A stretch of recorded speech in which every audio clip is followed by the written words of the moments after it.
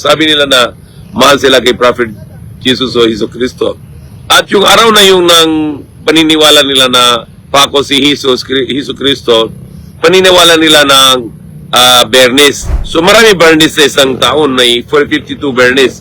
So paano yung malaman na anong Bernes? At paniniwala na yung Bernes, na sabi nila yung tawag nila ng Bernes na mahal ng araw. Kung meron tayo ng may isip, meron tayo ng utak, at hindi tayo nabulag, bakit nang tinatawag na yung araw na yung matay yung tao na pinakamahal? Bakit sabihin ng kung patay siya ng yung araw na yon, bakit sabihin ng araw na mahal or mahal ng araw?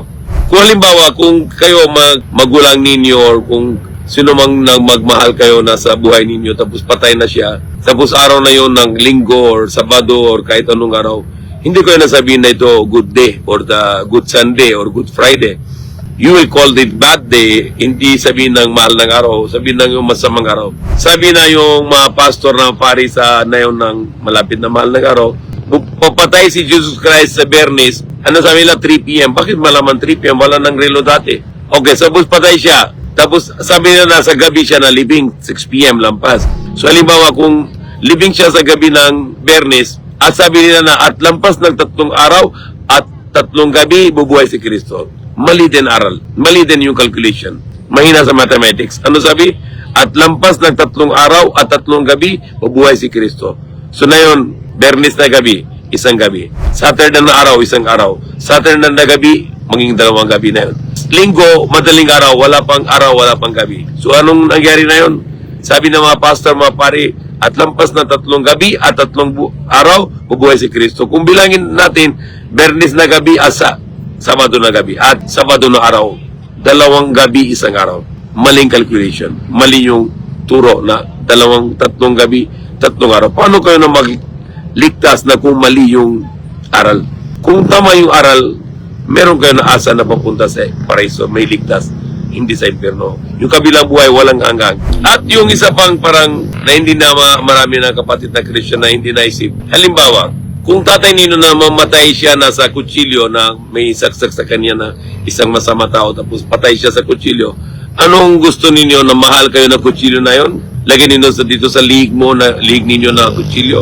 Or kung may isang tao na mahal ninyo tapos patay siya sa death penalty, sa electric chair, ano gagawin? Lagyan na lang electric chair sa liig ninyo or lagyan na lang dun sa bahay ninyo na electric chair na sample? So hindi tama. Kung maniniwala kayo na Jesus Christ na pako at mamatay siya sa cross, dapat hindi kayo na mahal sa cross. Dapat dahil napapatay siya dun sa cross, bakit mahal sa cross na yun? So hindi matindihan na bakit anong yung turo ng mga pari na pastor na ganitong. Kung tunay na patay siya sa cross, dapat hindi kayo mahal sa cross.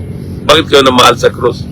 Dahil na kung dun yung patay si Jesus Christ, dapat hindi kayo na mahal ng mga cross. Isa pa, sabi nila ng yung salvation ng mga Kristiyano na yung dugo ni Jesus.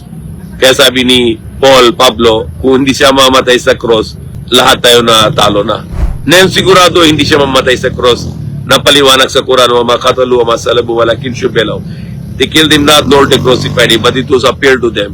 Maliwanag din sa Biblia, na anong sabi doon, si Jesus Christ papunta sa Garden of Gethsemane, tapos magpatira pa siya yung mukha niya sa lupa.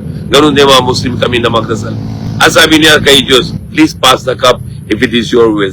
Huwag na yung bibigyan ng sa akin na yung pako sa mamatay sa pako. Kung gusto mo, huwag na ako papatayin doon sa cross. Yan ang panalangin ni Prophet Jesus kay Diyos, yung tunay ng Diyos tagapaglikha. At sabi doon sa Hebrews 7:1-7, and his prayer was answered. Tanggap ng Diyos yung panalangin niya na hindi na siya pako sa cross. So sigurado dito sa Biblia na hindi na siya napako talaga. Sigurado. At hindi sinabi ni Jesus Christ sa bungangan niya na your salvation, kaligtas ninyo na yung dugo ko. Hindi sinabi niya. At hindi rin sinabi niya sa galing sa bungangan niya na siyang Diyos o siya yung anak ni Diyos. Hindi niya sinabi niya sa buong Biblia. Yan na sa maturo ng mga tao. Hindi si Jesus Christ. Hindi yung si Prophet Jesus. At sabi niya lagi na yung paano kami napapunta sa paraiso? Ano sabi ni Jesus Christ? Magsunod kayo sa utos ng Diyos. Yung mga utos ng Diyos. Yan ang kaligtasan. Kaya tawag yan ito sa Arabic Islam.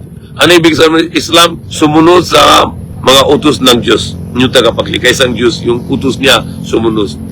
Lahat tayo na sumunod sa utos ng Diyos, yung mga utos ng Diyos.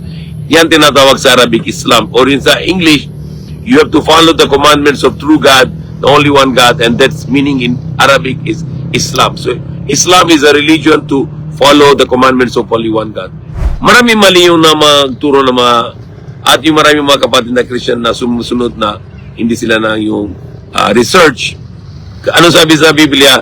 Seek the truth and truth will set you free. Maghanap ka ng katotohanan para maging kalayan ka. Okay, so kung gusto niyo ng kalayan, mag-isip kayo, magbasa kayo ng Quran, basa kayo ng Biblia, magkomperado na lang para alam niyo na ano yung tunay ng religion, ano yung tunay ng daanan. Para punta kayo sa pareso, hindi sa impyerno. Magbasa ninyo, si Jesus Christ, isang Muslim, si Mary, isang Muslima. At lahat ng propeta Muslim.